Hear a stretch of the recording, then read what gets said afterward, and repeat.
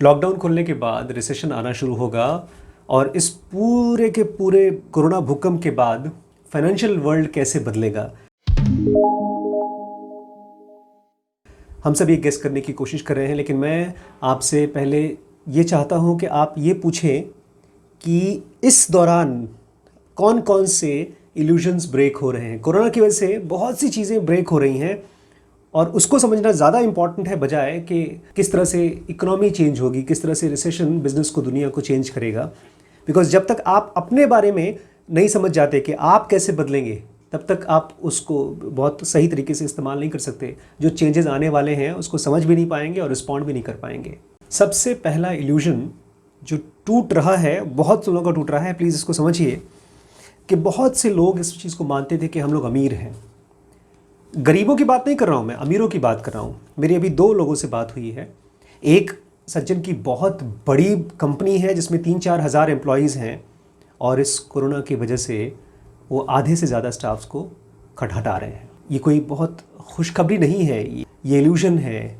हम सब का इल्यूजन है कोरोना के पहले का कि हम सब अमीर हैं, वो टूट रहा है। एक सज्जन को मैं जानता हूँ जिनका अपनी खुद की बैंक बैलेंस करीब 4-5 करोड़ रुपीज़ थी और अब पता चला कि वो बैंकरप्ट है। क्यों ऐसा है? क्योंकि हम में से ज़्यादातर लोग दुनिया के ज़्यादातर लोग ये सोचते थे, समझते थे कि वो सब अमीर हैं। तो ये एक इल्यूजन टूट जाएगा कोरोना की वजह से। आई होप आपका इल्यूजन टूटा हो। बहुत से लोग, तमाम लोग को मैं जानता हूँ जो मुझसे बातें करते थे, डिस्कस करते थे, पूछते थे कि कैसे मेडिटेशन किया जाता है, कैसे थॉट्स के ऊपर कंट्रोल किया जाता है। लेकिन कोरोना ने वो इल्यूजन ब्रेक कर दिया कि हम स्पिरिचुअल हैं। स्पिरिचुअल आदमी कौन होता है?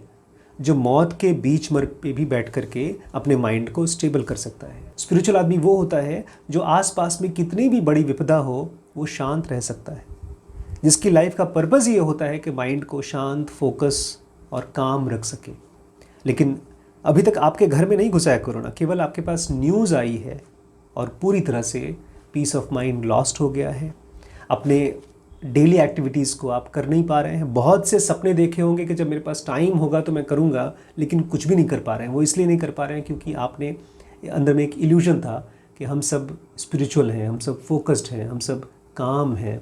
आई होप कोरोना की वजह से आपका वो इल्यूजन टूट गया हो। और हम सबको लगता था कि हम सब अनबायस्ड हैं। अनबायस्ड मतलब होता है कि हम एकदम क्लियरली सोचते हैं, हम फैक्ट्स को अपने दिमाग में लाते हैं और सही सही चीज़ें समझते हैं, जानते हैं या जानना चाहते हैं। आई होप आपका वो भी इल्यूजन टूट गया हो।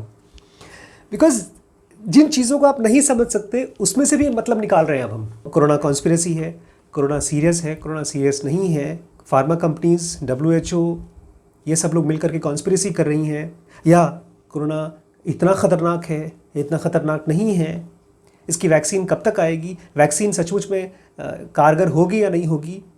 दुनिया के सारे डॉक्टर्स और साइंटिस्ट मिल करके इस समय इसी सवाल को साइंटिफिकली खोजने की कोशिश कर रहे हैं और हमने आपने इसको समझ लिया है। और खाली समझा ही नहीं है, दूसरों को समझाना शुरू कर दिया है। ये जो लोग सोचते हैं कि हम कोरोना को समझ चुके हैं, वो सब वो लोग हैं जो असल में अंदर से बहुत ज़्यादा डरे हुए हैं और वो कुछ खोज रहे हैं ताकि उसको पकड़ करके अपने आप को विश्वास दिला सके कि हमारा कंट्रोल है कोरोना पे। कोरोना के आने पे आपका कंट्रोल नहीं था, उसको समझने में आपका कंट्रोल कहाँ से हो जाएगा? फैक्ट्स से। उस फैक्ट को जो पता नहीं कहाँ से कहाँ पहुँचा, फिर कहाँ से कहाँ पहुँचा, फिर आपके पास आया। तो आई होप आपका ये इल्यूजन भी टूट जाए कि हम सब अनबायस्ड हैं। अनबायस्ड होने का एक अलग तरीका होता है। एक चीज़ और कोरोना ने इल्यूजन ब्रेक किया है कि हम सब के सब खाओ पियो मौज करने वाले लोग हैं। हम सब मटीरियलिस्ट हैं, मतलब बस खाना पीना मौज, ये अगर मिल जाए तो हम सब आराम से ज़िंदगी बिता सकते हैं। ये भी इल्यूजन टूट गया है क्योंकि आज जो भी चीज़ें बाहर चल रही हैं और जिनकी वजह से आपके माइंड का एक बैलेंस डिस्टर्ब्ड हो गया है, आप क्या उससे अपनी ज़िंदगी को एंजॉय कर पा रहे हैं? हम सब, एक मटीरियल आदमी कैसे सोचता है? एक मटीरियल आदमी ऐसे सोचता है कि यस, मेरे आसपास में चीज़ें रहेंगी और उनको मैं एंजॉय कर पाऊँगा। आज आपके पास अपना फ्री टाइम है, आपका घर में एक हेल्दी फैमिली है, आपके पास अपना प्राइवेसी है, आपके पास छुट्टी है, आपके पास सब कुछ है। खाली घर के बाहर नहीं जाना है, घर के अंदर सब कुछ करना है, लेकिन फिर भी आप उसको एंजॉय नहीं कर पा, अपने माइंड को एक स्टेबलाइज नहीं कर पा रहे हैं। सिंपल सी चीज़ है। अभी मैं एक भाई साहब से बात कर रहा था, बोलते हैं आजकल फिल्में नहीं देख पा रहा हूँ मैं, फिल्में देखने में मज़ा नहीं आ रहा है। तो मज़ा करने की एबिलिटी भी हमारे अंदर नहीं है। तो जो लोग ही मानते हैं कि नहीं स्पिरिचुअल नहीं है, हम तो खाली मटीरियलिस्ट हैं, हम मौज मस्ती करके आराम से ज़िंदगी बिताएंगे, तो आई होप आपका भी इल्यूजन ब्रेक हुआ हो कि आप मटीरियलिस्ट भी नहीं रह सकते, बिकॉज आपका नेचर नहीं है मटीरियलिस्ट होना। खाओ पियो मौज करो वाला ज़िंदगी आपका नहीं है, आपका बॉडी इस तरह से नहीं बना, आपका माइंड इस तरह से नहीं बना। क्योंकि जहाँ कहीं पर भी दुनिया ज़रा सी अनस्टेबल हुई, वहाँ पर हमारा माइंड भी अनस्टेबल हो जाता है। और इसलिए आपको नए तरीके से अपनी लाइफ को अब सोचना पड़ेगा। हमने पिछली सदी में इंटरनेट को पीक पर पहुंचा दिया। पूरी दुनिया ऑलमोस्ट एक दूसरे से इंटरकनेक्टेड है, थोड़े बहुत लोगों को छोड़ करके। लेकिन अब ये जो कोरोना है उसने एक नई चीज़ क्लियर की है हम सब के लिए, कि हम सब चाहे कैसे भी हों, कितने भी हाईटेक हों, हमारी वल्नरेबिलिटी अलग अलग जगहों पर है, अलग तरीक़ों से है। आई होप आपके लिए शब्द एक नया दरवाज़ा खोले, वल्नरेबिलिटी। कि एक बंदा बीमार होता है कहीं वुहान के किसी एक जगह में, और उसके बाद वो बीमारी एक बिजली की तरह दौड़ जाती है, और वो भी साइलेंट बिजली जो दिखती नहीं है, महसूस नहीं होती है, तो चुपके से आती है। और आपको पता है ना, डेथ दिखती नहीं है, क्योंकि हम डेथ देखना नहीं चाहते। अभी एक भाई साहब से मेरी बात हो रही थी, तो बोलते हैं नहीं इतने लोग नहीं मरे हैं। इक्वाडोर में डेड बॉडीज़ रखने की जगह नहीं है, लोग फ्रिज में रख रहे हैं, पॉलीथीन में पैक कर करके अपने घरों में रख रहे हैं। तो ये जो वल्नरेबिलिटी है पूरी दुनिया की, चाहे चाइना ने किया हो, चाहे WHO ने किया हो, चाहे कहीं से भी ये बीमारी निकल के आई हो, चाहे नेचुरल हो या अननेचुरल हो। जैसे उसकी कंडीशन देख लीजिए, टाइटैनिक के बारे में सोचिए। टाइटैनिक की शिप जब डूबी है तब दुनिया को पता चला कि कैसी शिप्स होनी चाहिए, तो उससे शिप इंडस्ट्री और मजबूत हो गई। इसी तरह से हमारी हेल्थ इंडस्ट्री अपने आप में अनस्टेबल थी।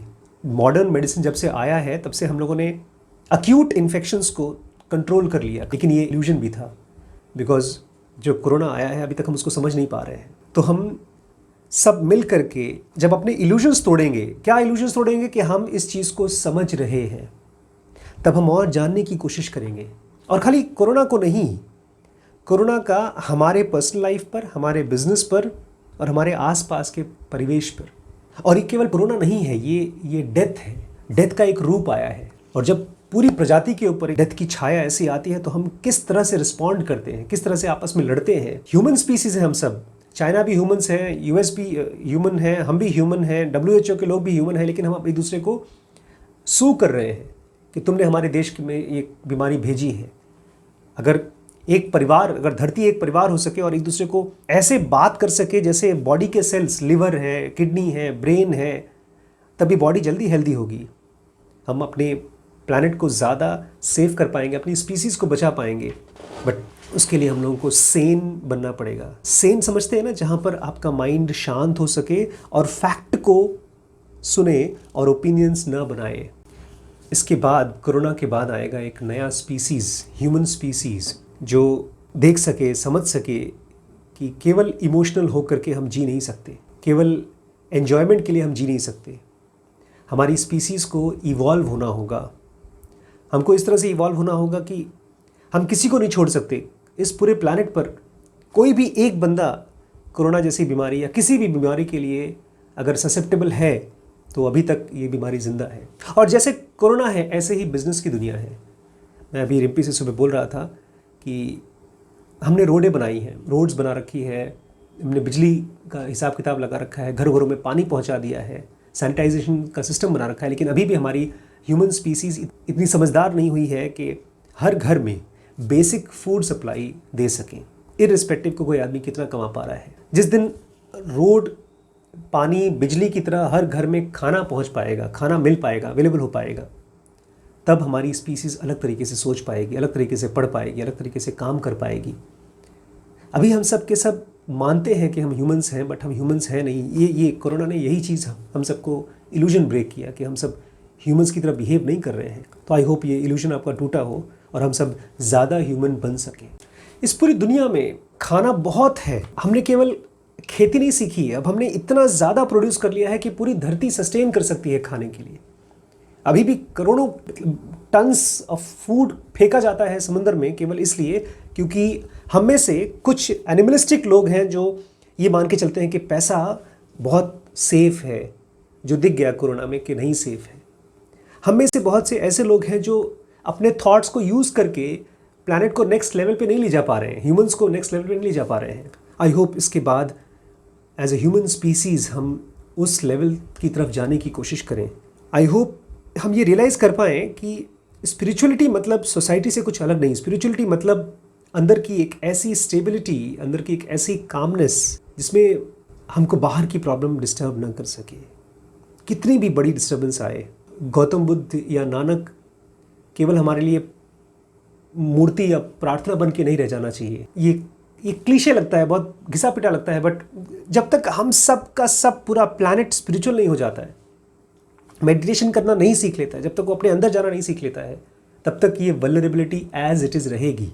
मैं जब कभी किसी आश्रम में जाता हूँ, मैं देखता हूँ कि एक साधु दूसरे साधु के साथ, जो जेन्युइन ज़ेन मॉन्क्स होते हैं, वो अपना माइंड के अंदर का हल्का सा भी वायलेंस को डिलीट करके कनेक्ट करते हैं।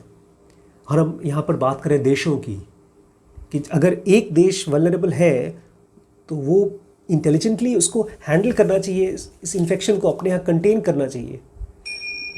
अभी तो मुझे लगता है जैसे कि पूरी दुनिया एक ड्रंक दुनिया है, अल्कोहलिक दुनिया है। बेहोशी थी जब ये बीमारी निकली और चाइना को रिवोल्ट करना पड़ा, कॉमन मैन को रिवोल्ट करना पड़ा इस बीमारी को बताने के लिए भी कि एक ऐसा इन्फेक्शन है जिसको रोको, बचाओ। इसका मतलब अभी भी हमारी ह्यूमंस अथॉरिटीज़ को बड़ा प्रे करते हैं। We need a complete different structure. ये कॉन्स्पिरेसी नहीं है, ये वल्नरेबिलिटी है। ह्यूमंस की वल्नरेबिलिटी किसी ने क्रिएट किया है या अपने आप आया है? हम लोग क्यों इतने वल्नरेबल हैं? और फिजिकल वर्ल्ड में तो टेक्नोलॉजी चाहिए, साइंस चाहिए, बट हमारे अंदर में हम इतने क्यों वल्नरेबल हैं? हमने क्यों इतने इल्यूजन्स पाल रखे हैं? जब तक इन क्वेश्चंस को हम बहुत स्ट्रांगली एज ए स्पीसीज नहीं पूछेंगे, तब तक हमारा माइंड का स्ट्रीम, जो ह्यूमैनिटी का जो कॉन्शियसनेस है, वो ट्रांसफॉर्म नहीं होगा। हम एज इट इज़ जीते रहेंगे।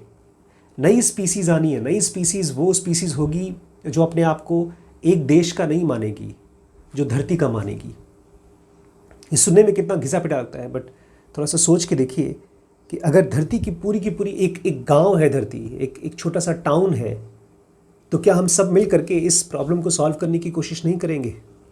थोड़ा सा सोचिएगा इसके बारे में। और अगर हम अलग अलग बिहेव करते हैं तो क्या हम ऐसी और भी ढेर सारी प्रॉब्लम्स के प्रति वल्नरेबल नहीं हैं? बट शुरुआत कहाँ से होगी? शुरुआत होगी माइंड के अंदर की stability, non blaming attitude. Spirituality के लिए ज़रूर बेसिक एडवांस कोर्स, बिजनेस के लिए WPX, डिसीजन मेकिंग के लिए BDM, रिलेशनशिप के लिए लिमिटलेस, ब्रह्मचर्य के लिए SPMT है, और पेरेंटिंग का जो कोर्स है उसका नाम है SPPT। ये सारे कोर्सेज एक साथ ज्वाइन करते हैं तो आपको हेमिल्स मिलता है।